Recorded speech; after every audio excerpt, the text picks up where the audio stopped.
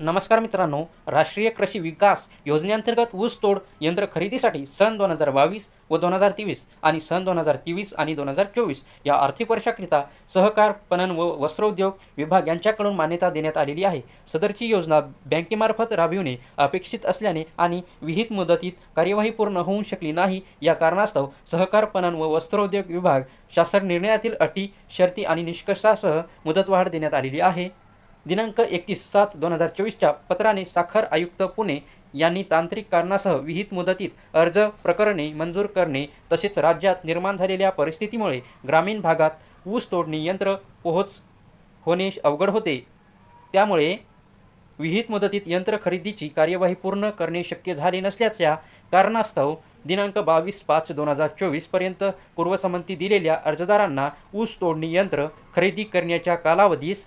दिनांक 31/7/2024 पर्यंत दिलेली मुदतवाढ केवळ एकदाच अपवादात्मक बाब म्हणून दिनांक 15 ऑगस्ट 2024 पर्यंत वाढविण्याची विनंती केलेली आहे. त्यामध्ये राष्ट्रीय कृषी विकास योजनेअंतर्गत ऊस तोडणी यंत्र खरेदी करण्यासंदर्भात शासन निर्णय तसेच सदर दिनांक 20/3/2023च्या शासन निर्णयातील अटी, शर्ती व निकषांवर दिनांक 29/5/2024च्या शासन निर्णयान्वये